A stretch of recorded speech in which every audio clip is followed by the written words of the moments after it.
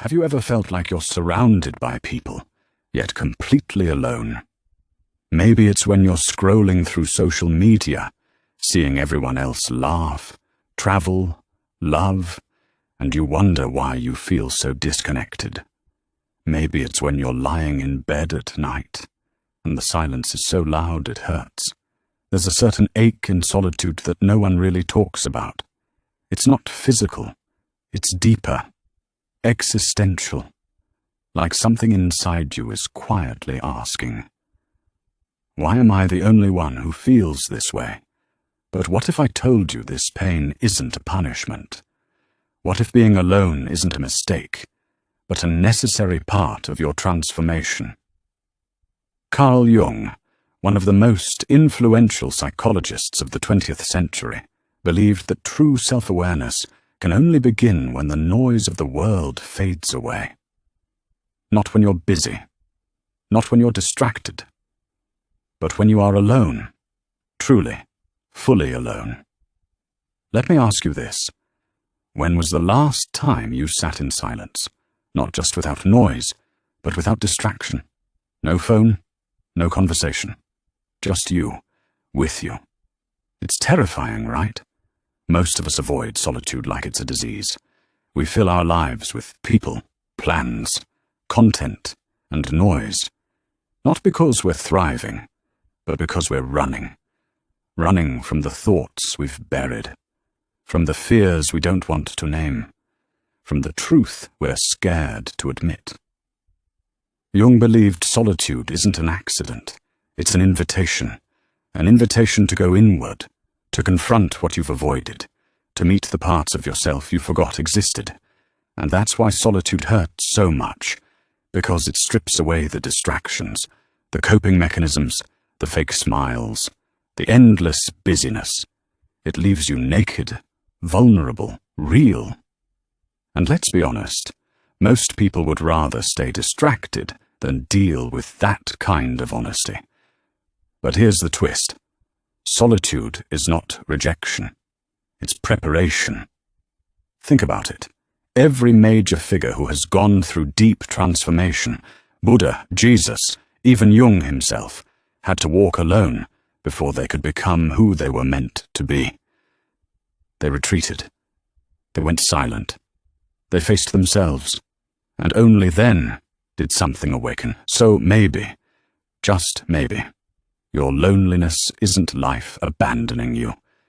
Maybe it's life shaping you into someone who doesn't need to be seen to feel worthy, someone who doesn't need noise to feel alive, someone who, in the absence of others, finds the most important relationship of all, the one with yourself. Let me ask you this again. What if your solitude isn't a problem to solve, but a message to hear? And if you're feeling that ache right now, that hollow, heavy silence, I want you to know you're not broken. You're just entering a new chapter, one that could change everything, if you're willing to stay. Let's be honest. Solitude doesn't always feel sacred.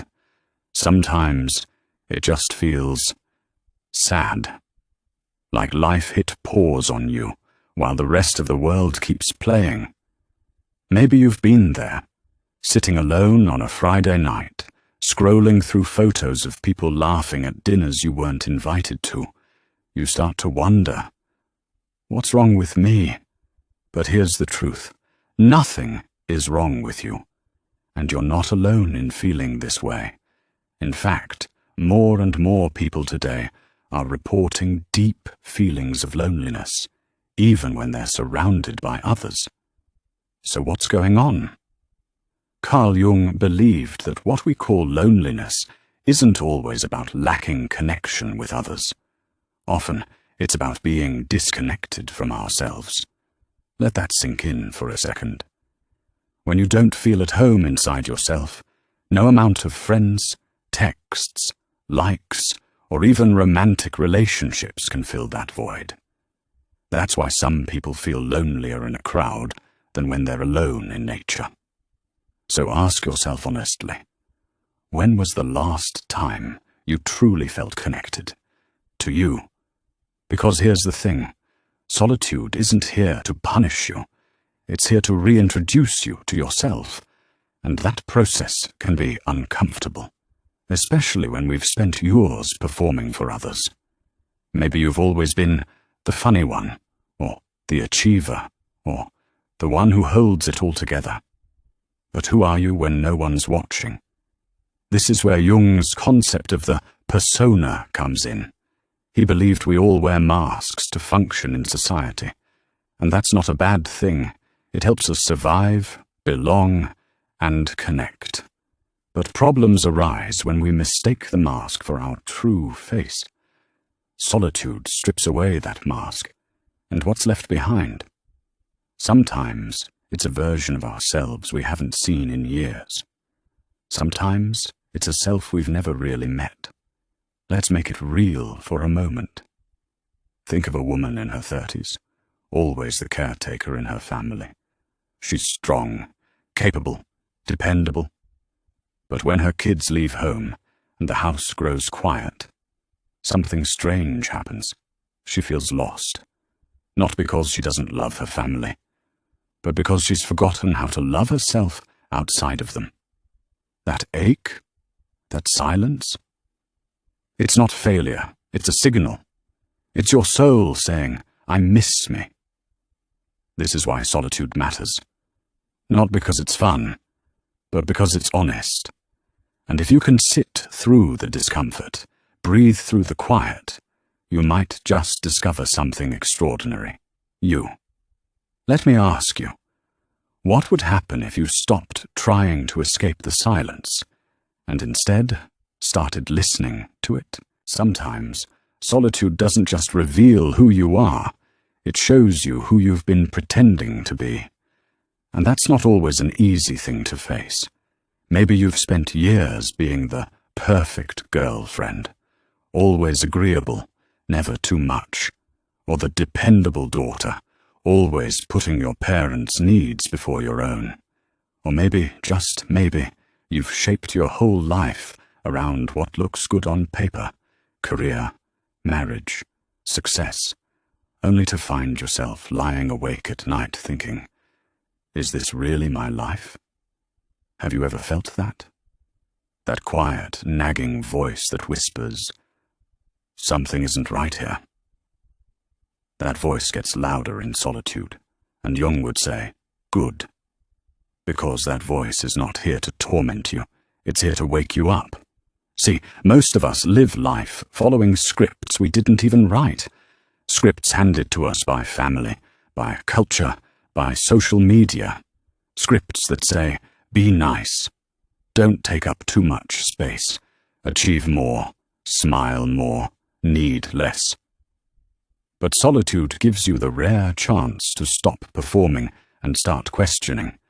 Whose life am I really living? Let me tell you a story. A woman in her late 20s, newly single after a long relationship, found herself alone in an empty apartment. No more shared routines. No more couple photos on the walls. At first, it felt like grief. But as the weeks passed, she started noticing something strange. She was breathing easier. She was sleeping better. She was dancing in the kitchen again. Not because she hated her ex, but because she had been gone from herself for years. That's what solitude does.